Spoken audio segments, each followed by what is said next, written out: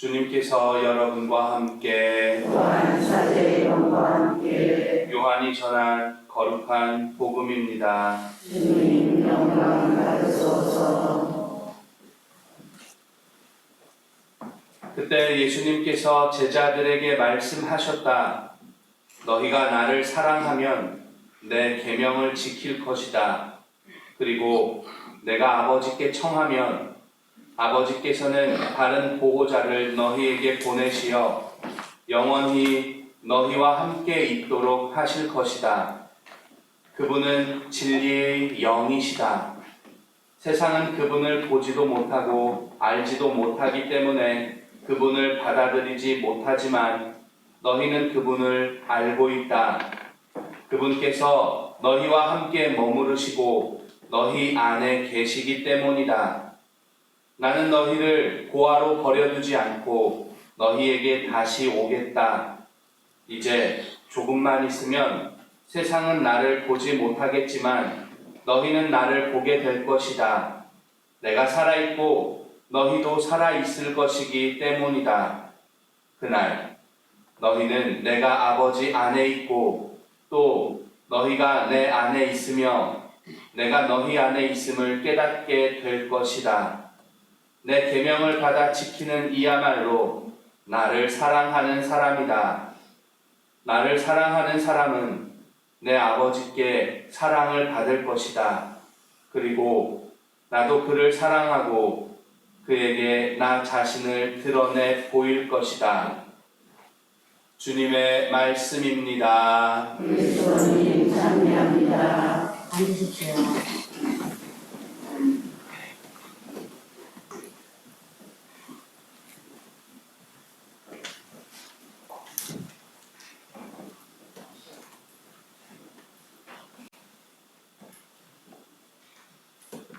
교우님들께서 평소 복음을 어떻게 묵상하시는지 모르겠습니다.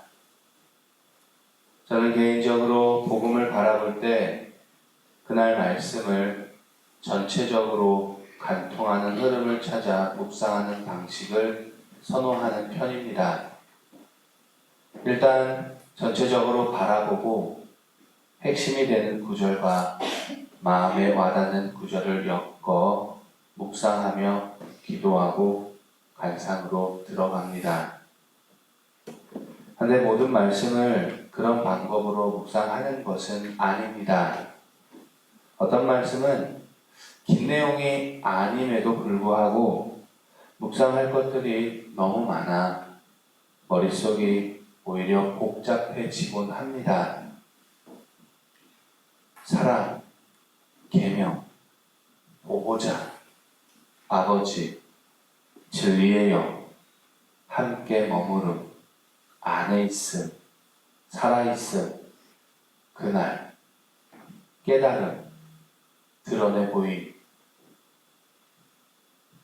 지금 언급한 단어들은 오늘 복음을 구성하는 의미 있는 단어들입니다.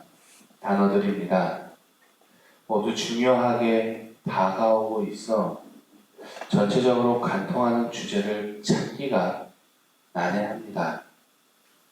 기껏해야 순환을 앞두고 하신 말씀, 최후의 만찬에서 하신 말씀, 갖가지 예고 말씀 정도가 복음을 관통하는 주제인데 이것은 내용을 요약하는 데 필요한 것이지 묵상거리의 요약은 또 아닙니다.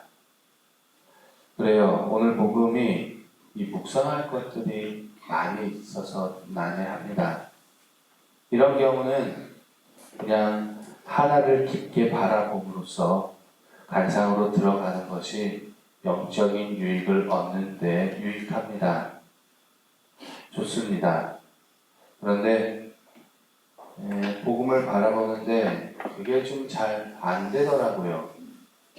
그래서 결국에 이 묵상할 것들을 따로 하나씩 다 펼치는 데 이르렀습니다.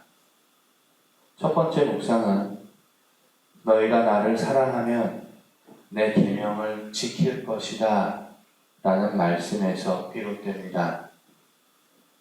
예수님을 사랑하는 사람은 예수님의 계명을 지킵니다.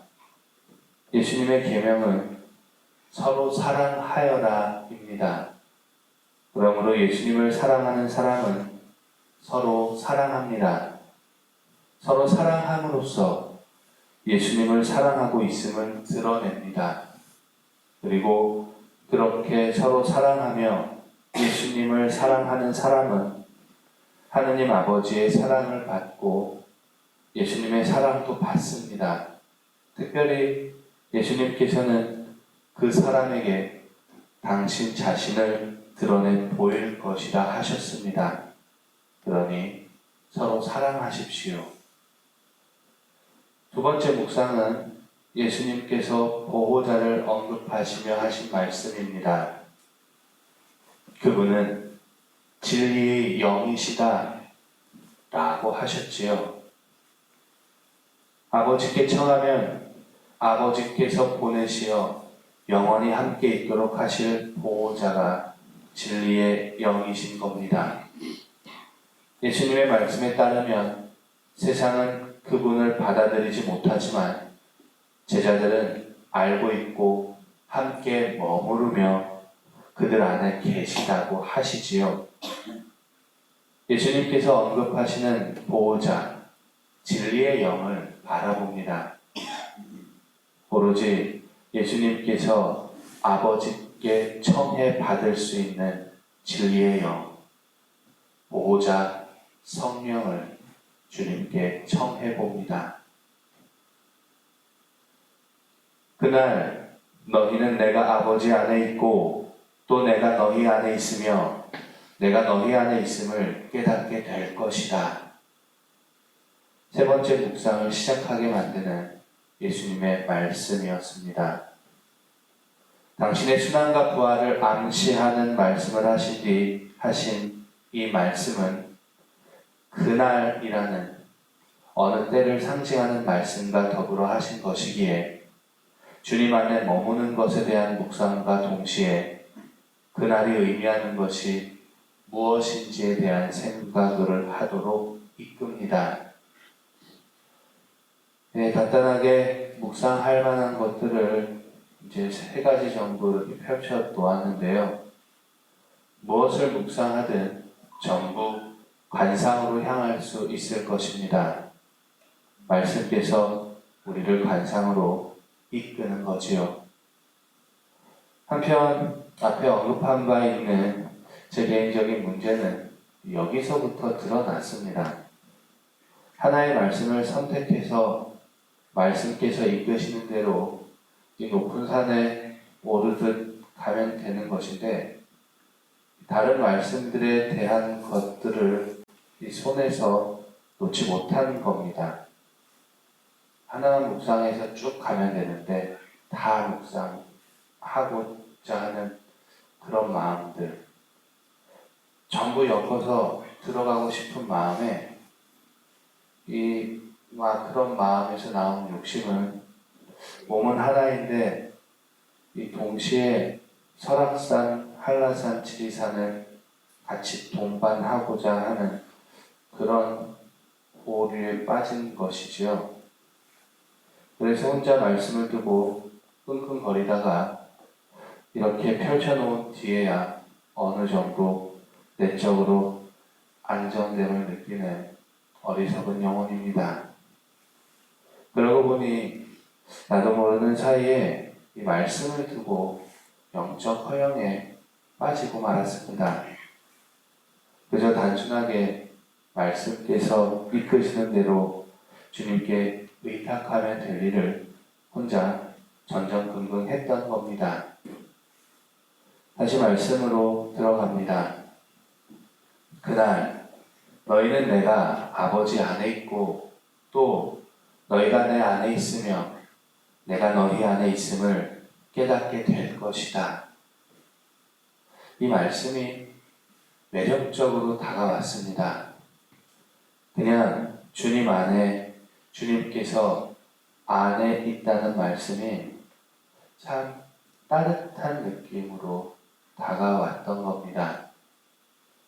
진실로 주님께서 내 안에 있고 자신이 주님 안에 있음을 깨닫는 영혼은 어둠에 빠지는 일이 없습니다. 주님께서 그 영혼을 빛으로 인도하실 것이기 때문입니다. 그럼 주님께서 그 안에 있어서 빛으로 인도한다는 걸 어떻게 알 수 있을까요? 한 번은 어떤 자매님께서 자기 자녀 한 7, 8살 정도 되는 아이였어요. 이 아이를 데리고 늦은 시간에 성당 문을 두드렸던 적이 있습니다. 미리 전화를 하고 온 것이기에 집무실에서 만남을 가졌는데 찾아온 이유는 자신의 아이가 유아방에 있던 헌금을 가지고 왔기 때문이라고 했습니다. 그러니까 이제 우리 본당은 아니지요. 전 본당에서 있었던 일인데 아이가 그 유아방에 있는 헌금통에 돈이 있으니까 그냥 그거를 그냥 집어가지고 주머니에 넣어가지고 온 거였어요. 그래서 엄마가 보기에 아이한테 돈이 있으니까 어디서 난 거냐? 라고 물어보았고 아이가 거기서 그냥 가져왔다고 해서 이제 깜짝 놀라서 이제 아이를 데리고 온 거였죠. 처음엔 그래봐야 몇천 원이겠거니 하면서도 아이 교육상 잘못한 것에 대한 사과와 용서를 청하는 것을 알려주고자 하는 이 부모님의 마음을 같이 보았는데 살펴보니까요 금액이 좀 크더라고요. 말씀드리고 싶은 건 아이는 사과하지 않았어요.